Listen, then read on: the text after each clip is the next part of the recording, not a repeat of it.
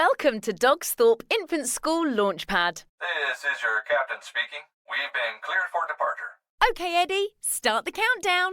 5, 4, 3, 2, 1. Let's go.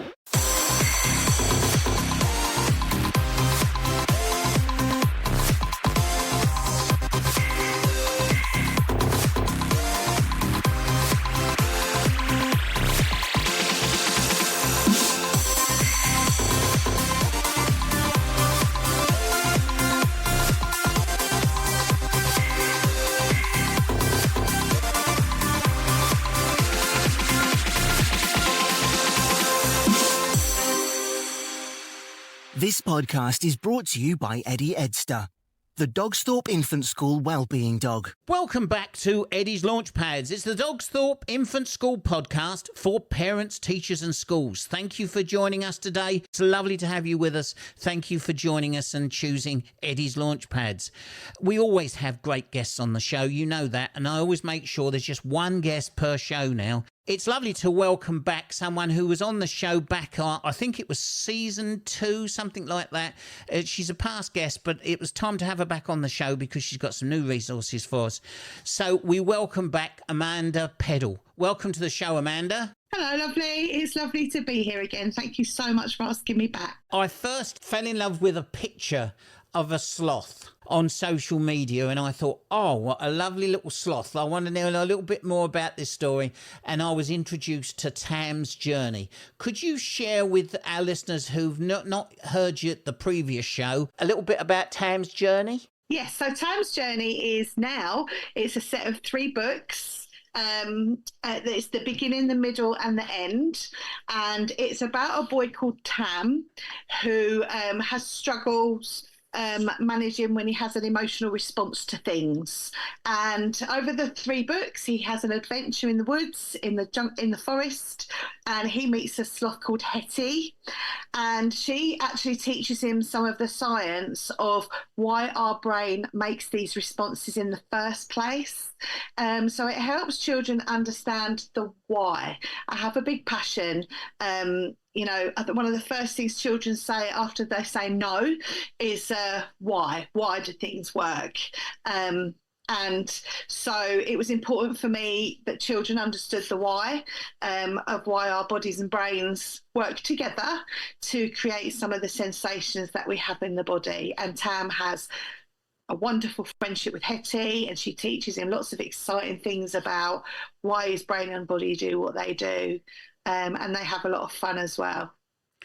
Because that's why I had you on the show first and foremost in those early days, because you do work and you do provide resources for children with autism and all sorts of issues regarding their learning. And if you've got somebody in your school or in your family who perhaps struggles with their feelings or whatever, Tam's Journey is an excellent starting point, because these books provide great resources, and that will help not just the child but help you too to find out and discover what your child or the child that you work with is going through, because it's hard. Sometimes all we see are the symptoms, and it's hard to realise it, and it's nice to get an idea of what things are like from the child's perspective.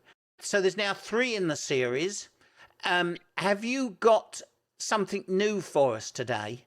I do, yes. Well, I've got a few new things since I spoke to you. So now with the series, we have a classroom pack. So the classroom pack comes with a sloth plushie, a classroom guide for teachers to be able to use the resources and the books as a whole. So not only can they be used as a story at home to have a really early conversation, without using any sort of shame or stigmatising words, but you can also now use them in the classroom. And what we have to go with that are plushies of a heart, a brain, a neuron, a lung and a tummy.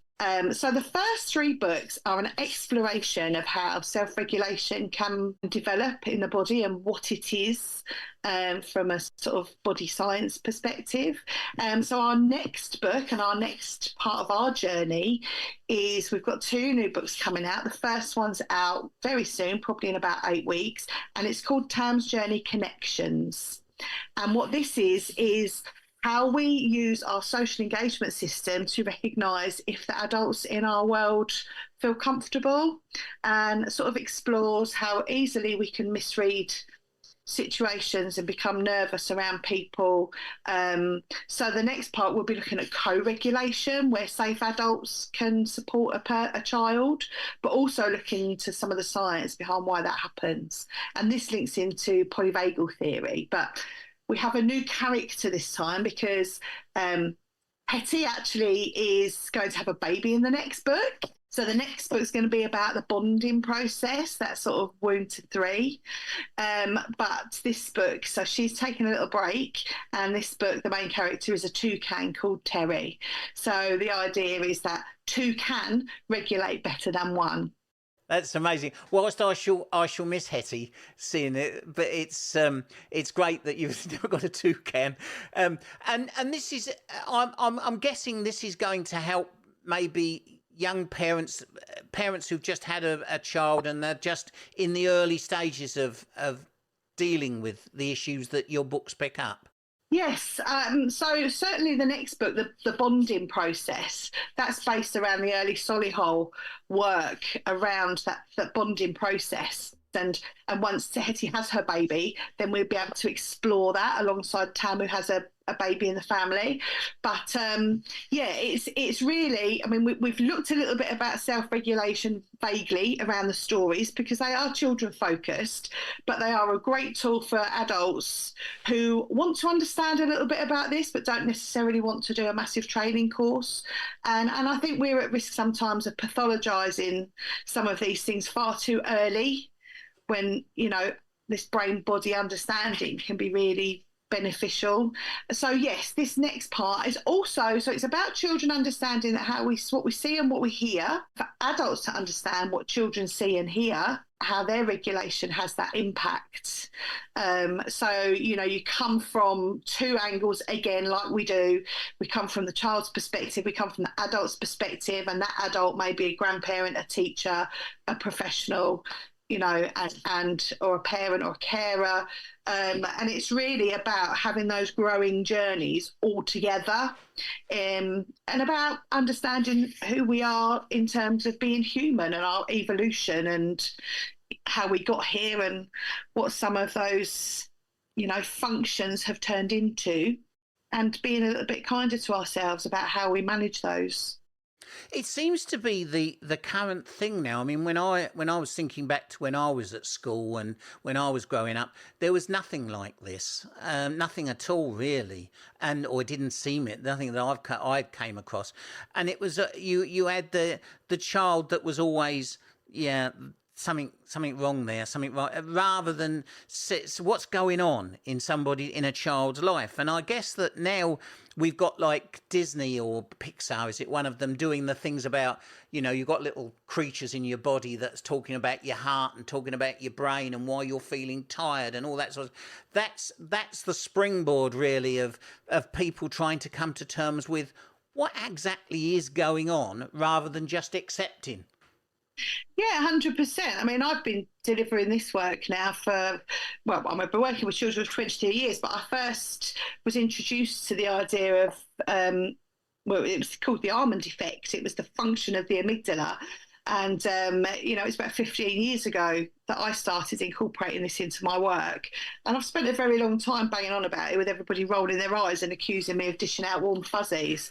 So it's really exciting. And I've always said, actually, by the time this will be commonplace by the time I get to retire, and there'll be so much out there, and I'll happily then sit back and go, right, okay, now we're sort of where we need to be. Obviously, you need to be pragmatic about it, but the bottom line is our brains are processing more sensory information now than at any other point in our evolution. And our species is evolving, and we're not actually designed to take in the amount of sensory noise that we live with, and we're evolving into that, and I'm sure we will evolve into that because we'll change the way we work in the world. We'll adapt, and I think what this is this massive adaptation process, and people are at different areas of it along a line. It doesn't have to be things like autism or something else. It's about where they are with life and how they deal with something and why they feel the way they do at a particular time. And if they're going through a crisis, it's because they're going through a crisis. And that crisis might be trivial to us, but to the child, it's the world. It's the world, Yeah, exactly. And I mean, I'm a parent of a 30-year-old this year with complex autism and ADHD. She's an incredibly intelligent young woman, and she's going to surpass me in her knowledge and understanding of what it's like to grow up in a system where she was labelled. And I don't regret that we had her labelled, because it's allowed her to have an understanding. What I do have the issue with is the shame and the stigma that's gone with it over the years. I would definitely have had an ADHD diagnosis if I'd been at school, but I've learned to work within it. It's frustrating and it's irritating. But I think, I mean, from a mother's point of view, what has always frustrated me about many of the concepts around emotional understanding is faces, because for many children, and while social engagement system does work on face and voice, it's our processing, it's our perception of that. It's so individual.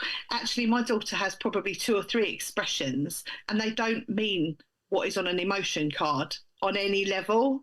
And that's not just autistic children. That's because we're so individual. So for me, that whole sensory response, and I follow and sort of work with Laurie DeSoutos at Butler University in the States. She's working on a program called Applied Educational Neuroscience. My model is called the ERA model. So it is quite simply an emotional response awareness. Because I think sometimes using words like trauma, anxiety, triggers with children when they're not necessarily at that point, you then start to pathologise and medicalise things that are actually a natural response that's very sensitive because of how we're evolving. And I think to get that balance right, we've gone a bit too far the other way. Now, certainly when I'm working with children who everything seems to be trauma now, and trauma-informed practice is valuable, it's very, very, very important, but there are other reasons sometimes. And I think early labelling of these things means we miss out on a genuine learning needs, a speech and language needs, and occupational therapy needs. I work with a wide range of professionals, and it's tricky. So I think having an early conversation throughout the whole sort of level of society around where the response comes from, what it was for, why it's oversensitive now, can be really useful, because it can, it does change lives. And we've seen that now over the last 5 years. Tam's journey, the first one is 5 this year. Really? The feedback speaks for itself, because, it's the people that use it find it, really, really beneficial to their children and young people. I can concur with that. I can see that being used really well. I mean, we shouldn't label children. The problem is the system uses labels, and you can't get a care package to help a school. If a child needs an extra pair of hands to care for that child because of their needs, whatever their needs may be, you can't get the extra money to provide that person unless you label them. Because that's 100%. And that's what the government wants, that's the system. Yeah, and that it worked in some cases for my child, and I always say that I've got lots and lots of splinters in my bottom, because my profession is the role that I've created for myself is like a professional fence sitter. So I go into schools and I sit between family and health, family and school. I sit between health and school, health and education, and I sit in the middle, and I have to sort of irritate everybody and then support everybody at the same time to come to a healthy compromise. And sometimes that means challenging people, which they don't like and I don't necessarily like, but you know, it's very difficult. And I think the reality is we do work in systems, we do work in institutions, and systems are there for a reason in many cases. And while there is a huge amount of conversation around what doesn't work well, because I'm based in schools, you know, I'm not doing this from a professional outside looking in. My entire journey has come from being within education and within children's home services. What I do know is that there is just not enough praise and recognition for what is going well. Because schools are creating their own amazing models. They are working very hard. The schools I work with, so one of the secondary schools I work with, their entire pastoral team have done my level 2 training programme. The entire school have done whole day training. And I work with the senior leadership team to challenge on complex cases. So it's a system that really works very, very well. And everybody's working really hard to sort of go along with that. But I think sometimes you would read that, you know, none of these good things are happening, and they are.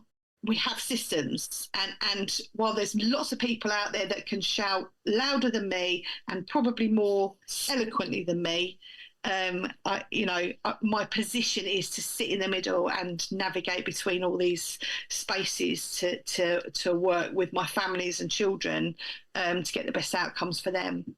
Well, they always say, don't they, that the best leaders are the ones who are irritants but enablers at the same time, and that sounds like what you just described yourself. And thank you for all you do, because I see on social media and I know Tam's journey and the series of books really well, and I know you do fantastic work, and you've got a fan here. You know, I'm really grateful for what you do, Amanda. I really am.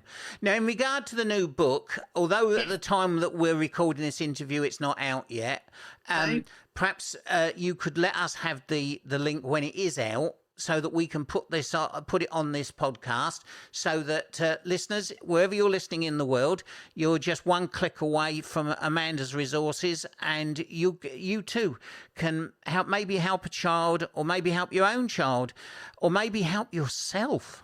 How about that? Think about it. There may be something that you can learn from Tam's journey, as long as it is through the many books. Maybe you can learn things through Tam and Hetty and the new toucan. I'm looking forward to meeting the new toucan. Yeah, and everybody here is really fed up with my hearing my toucan pun, so it's quite nice to be able to say it somewhere that hasn't heard it before, because I just get a lot of eye rolls at the moment. I keep saying it. Well, I won't be bored of saying it either. Well, for those of us who are young enough to remember a well-known drink that used to use a toucan as its logo, a well-known alcoholic beverage, they used to have a Guinness clock. Now, I've mentioned the name now. Oh, dear. Now I'm in trouble. They used to have this particular brewer used to have a clock.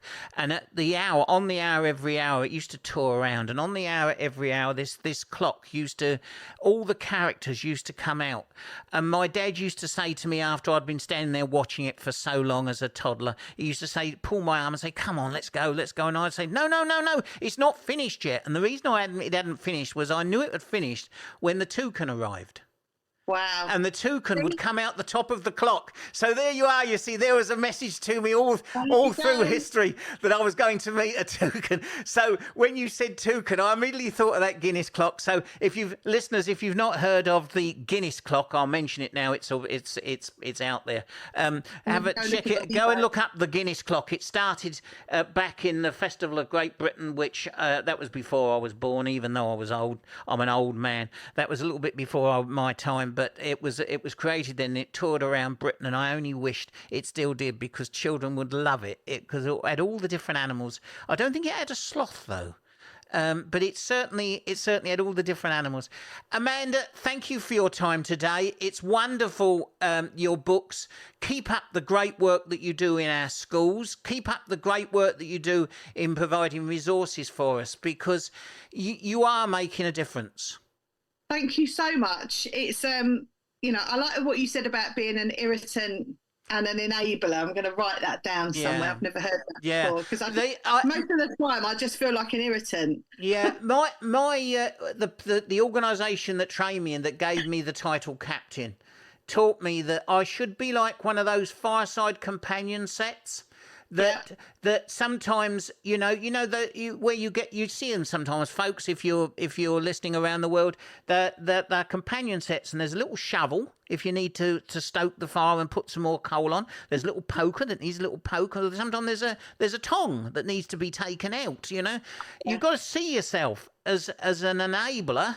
Yes, because it's your job to enable, but sometimes some people need a little prod, not physically, but metaphorically speaking. You should have a little, just say, do you know that's not right? This isn't right. Something's right with our children. We need to do this. So be an encourager and be an enabler, listeners, and that will help you to become an even greater leader than you are now. Amanda, thank you for your time today. Folks, if you want to go on and find out about Amanda, she's just one click away.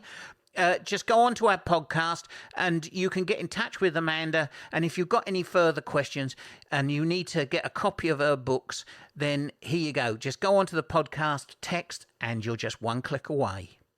You have been listening to the Dogsthorpe Infant School podcast. Join Captain Dave and his co-pilot Eddie Edster, the well-being dog, on another LaunchPad soon. Until then, always remember to be kind, be respectful, and most of all, dream. Believe and shine.